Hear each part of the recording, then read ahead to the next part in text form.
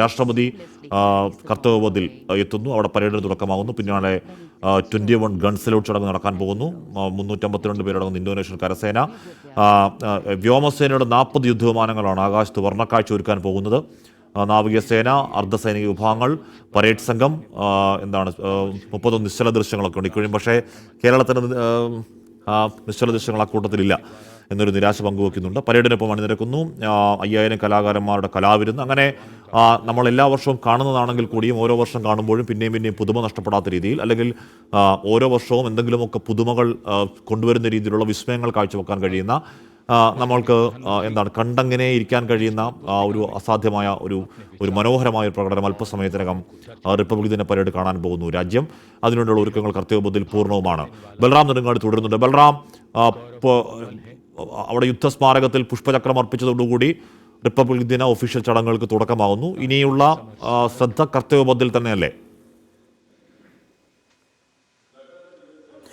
തീർച്ചയായും ഹഷ്മി, 76ാമത് റിപ്പബ്ലിക് ദിന ആഘോഷങ്ങളോട് അനുബന്ധിച്ചുള്ള ആദ്യ ചടങ്ങാണ് ഇപ്പോൾ പൂർത്തിയായിരിക്കുന്നത്. പ്രധാനമന്ത്രി നരേന്ദ്രമോദി പ്രതിരോധ മന്ത്രി രാജ്നാഥ് സിംഗിനോടും 3 സേനാ മേധാവികൾ, സംയുക്ത സൈനിക മേധാവി എന്നിവരുടെയും ഒപ്പം എത്തി ദേശീയ യുദ്ധസ്മാരകത്തിൽ പുഷ്പചക്രം അർപ്പിച്ച് അഭിവാദ്യം ചെയ്തിരിക്കുകയാണ്. അദ്ദേഹം ഇത്തവണ നാവികസേനയുടെ നേതൃത്വത്തിലാണ് ചടങ്ങുകൾ എന്നതുകൊണ്ട് തന്നെ നാവികസേനയുടെ രീതിയിൽ സല്യൂട്ട് അർപ്പിച്ചുകൊണ്ടാണ് പ്രധാനമന്ത്രി നരേന്ദ്രമോദി ഇത്തവണ ദേശീയ യുദ്ധസ്മാരകത്തിൽ അമർ ജവാൻ ജ്യോതിയിൽ അഭിവാദ്യം അർപ്പിച്ചത്. അതിനുശേഷം അദ്ദേഹം അവിടെ ഇപ്പോൾ തന്നെ തുടരുകയാണ്. അവിടെ അല്പസമയത്തിനകം തന്നെ പ്രധാനമന്ത്രി നരേന്ദ്രമോദി ദേശീയ യുദ്ധസ്മാരകത്തിൽ നിന്നും മടങ്ങും. അതിനുശേഷമായിരിക്കും റിപ്പബ്ലിക് ദിന പരേഡ് എന്ന പ്രൗഢഗംഭീരമായ ചടങ്ങ് ആരംഭിക്കുക. 10:30 കൃത്യം 10:30 തന്നെ രാഷ്ട്രപതി ദ്രൗപദി മുർമു പരമ്പരാഗത രീതിയിൽ കർത്തവ്യ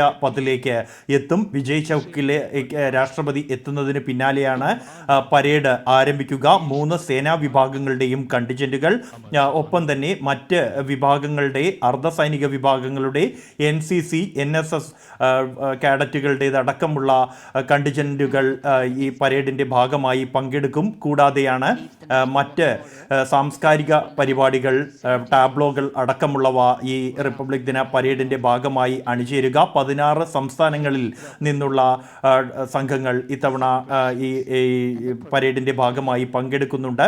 അതിൽ 16 സംസ്ഥാനങ്ങളുടേതടക്കമുള്ള 31 ടീം ടാബ്ലോകളാണ് ഇത്തവണ ചടങ്ങിൻ്റെ ഭാഗമായി പങ്കെടുക്കുന്നുണ്ട്. ഇത്തവണ റിപ്പബ്ലിക് ദിനാഘോഷത്തിൽ മുഖ്യാതിഥിയായി പങ്കെടുക്കുന്നത് ഇന്തോനേഷ്യൻ പ്രസിഡന്റ് പ്രബവോ സുബിയാൻഡോയാണ്. അദ്ദേഹം തന്നെ നേതൃത്വം നൽകുന്ന ഒരു കണ്ടിജന്റും ഇത്തവണ റിപ്പബ്ലിക് ദിന ആഘോഷങ്ങളുടെ ഭാഗമാകും എന്നുള്ളതാണ് ഇത്തവണത്തെ പ്രത്യേകത. 130 പേരടങ്ങുന്ന സൈനിക കണ്ടിജന്റാണ് ഇന്തോനേഷ്യയിൽ നിന്നും ഈ ചടങ്ങിൽ ഭാഗമാകുക. കൂടാതെ 190 പേരടങ്ങുന്ന ഒരു ബാൻഡ് സംഘവും ഇന്തോനേഷ്യയിൽ നിന്നും റിപ്പബ്ലിക് ദിന ആഘോഷ ചടങ്ങുകളുടെ ഭാഗമായി പങ്കെടുക്കുന്നുണ്ട്. രാജ്യത്തിൻ്റെ വിവിധ ഇടങ്ങളിൽ നിന്നും 34 വിഭാഗങ്ങളിൽപ്പെട്ടവർക്കാണ് പരേഡ് കാണുന്നതിനായി സർക്കാർ ഔദ്യോഗികമായി ക്ഷണിച്ചിരിക്കുന്നത്. അതിൽ കേരളത്തിൻ്റെ നിന്നടക്കമുള്ള ആളുകൾ ഇതിൽ ഉൾപ്പെട്ടിട്ടുണ്ട്. ആശാ വർക്കർമാർ, അംഗൻവാടി തൊഴിലാളികൾ, ദുരന്ത നിവാരണ പ്രവർത്തകർ, കൈത്തറി കലാകാരന്മാർ, കരകൗശല തൊഴിലാളികൾ തുടങ്ങിയ മേഖലകളിൽ നിന്നുള്ളവരെ എല്ലാം തന്നെ രാജ്യത്തിൻ്റെ പ്രത്യേക അതിഥികളായി ക്ഷണിച്ചിട്ടുണ്ട്.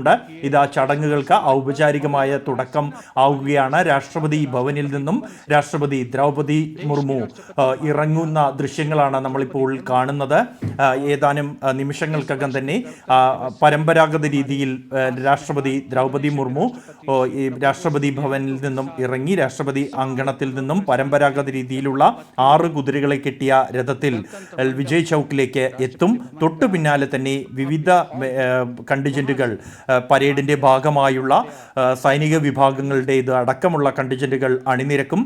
90 മിനിറ്റ് നീണ്ടു നിൽക്കുന്ന പരേഡാണ് ഇന്ത്യയുടെ റിപ്പബ്ലിക് ദിന പരേഡ് എന്നുള്ളത്. ഓരോ വർഷവും പുതുമ വിട്ടൊഴിയാത്ത രീതിയിൽ തന്നെയാണ് ഈ പരേഡ്. അത് രാജ്യത്തിൻ്റെ എല്ലാ തരത്തിലുള്ള ശേഷിയും ലോകത്തിനു മുന്നിൽ പ്രദർശിപ്പിക്കുന്ന ഒരു ചടങ്ങാണ് ഇന്ത്യയുടെ റിപ്പബ്ലിക് ദിന പരേഡ് എന്നുള്ളത്. ഇന്ത്യൻ സായുധ സേനകളുടെ ശക്തി, അച്ചടക്കം, മറ്റ് ശേഷികൾ എല്ലാം തന്നെ പ്രദർശിപ്പിക്കുന്നതോടൊപ്പം തന്നെ ആയുധശേഷി, DRDO തദ്ദേശീയമായി വികസിപ്പിച്ചെടുത്ത പുതിയ ആയുധങ്ങൾ, അവയുടെ പ്രദർശനമുണ്ടാകും. ഒപ്പം തന്നെയാണ് മറ്റ് സാംസ്കാരിക കലാ ഘോഷയാത്രകൾ, രാജ്യത്തിൻ്റെ സാംസ്കാരിക പൈതൃകം വിളിച്ചോതുന്ന ആ സമ്പത്ത് ലോകത്തിനു മുന്നിൽ തുറന്നു കാട്ടുന്ന ഒരു ചടങ്ങ് കൂടിയാണ് റിപ്പബ്ലിക് ദിന പരേഡ് എന്നുള്ളത്. ഹഷ്മി നേരത്തെ സൂചിപ്പിച്ച പോലെ തന്നെ ഒരിക്കലും ആവേശം ചോരാത്ത രീതിയിൽ ഒരുപാട് ഓർമ്മകൾ ഒരേ സമയം ഇത് കാണുന്ന ഓരോരുത്തർക്കും ഉണർത്തുന്ന രീതിയിലാണ് ഈ റിപ്പബ്ലിക് ദിന പരേഡിലെ ചടങ്ങുകൾ എന്നുള്ളത്. പ്രത്യേകിച്ചും രാജ്യത്തിനു വേണ്ടി ജീവൻ ബലിയർപ്പിച്ച ധീര സ്വാതന്ത്ര്യ സമര സേനാനികൾ, രാജ്യത്തിൻ്റെ അതിർത്തി കാക്കുന്നതിനായി സ്വന്തം ജീവൻ ത്യജിച്ച സൈനികർ തുടങ്ങിയവരെ എല്ലാം രാജ്യം ഒരിക്കൽ കൂടി ഓർക്കുന്ന, അവരുടെ ത്യാഗങ്ങളെ നന്ദിയോടെ സ്മരിക്കുന്ന ഒരു ദിനം കൂടിയാണ് റിപ്പബ്ലിക് ദിന എന്നുള്ളത്. ഇതിൻ്റെ ഭാഗമായുള്ള പരേഡ് ഇതിൻ്റെ ഏറ്റവും ഉജ്ജ്വല നിമിഷങ്ങളാണ് പരേഡ്. രാഷ്ട്രപതി ദ്രൗപദി മുർമു ഇപ്പോൾ അഭിവാദ്യം ചെയ്യുകയാണ്. രാഷ്ട്രപതി ഗാർഡുകളെ ചടങ്ങുകൾ, ഔപചാരികമായ ചടങ്ങുകൾ ആരംഭിക്കുകയാണ്. ഇന്തോനേഷ്യൻ പ്രസിഡന്റ് പ്രഭാവോ സുബിയാൻഡോ അടക്കമൊപ്പമാണ് രാഷ്ട്രപതി ഇപ്പോൾ ഈ ചടങ്ങുകൾക്ക് തുടക്കം കുറിച്ചിരിക്കുന്നത്.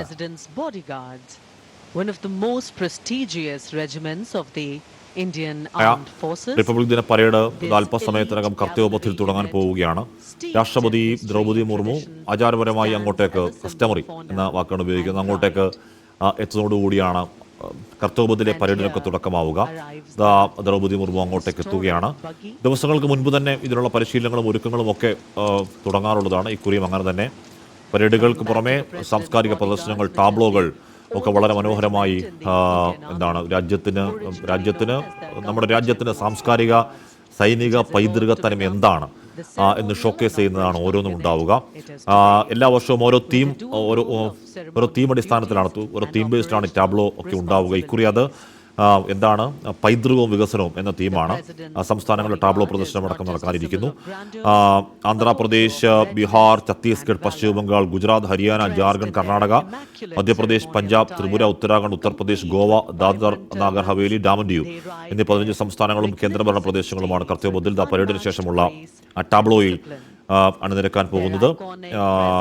അങ്ങനെ അപ്പോൾ എന്താണ് അതിനുശേഷം അതിനു മുമ്പ് വിവിധ കര, വ്യോമ, നാവികസേനാ വിഭാഗങ്ങളുടെ അച്ചടക്കത്തോടെയുള്ള, ചിട്ടയോടെയുള്ള, രാജ്യത്തിൻ്റെ സൈന്യത്തിൻ്റെ ഡിസിപ്ലിൻ അങ്ങനെ എടുത്തു കാണിക്കുന്ന സൈനിക ശക്തിയുടെ വിളംബരമാകുന്ന പരേഡ് നടക്കാൻ പോകുന്നു. അതും റിപ്പബ്ലിക് ദിനത്തിന്റെ മാത്രം ഒരു പ്രത്യേകതയാണ്. മുഖ്യ അതിഥി इंडोनेशिया के राष्ट्रपति श्री प्रबोवो सुबियांतो पारंपरिक बग्घी में विराजमान हो चुके हैं और समारोह पूर्वक राष्ट्रपति महोदया का काफिला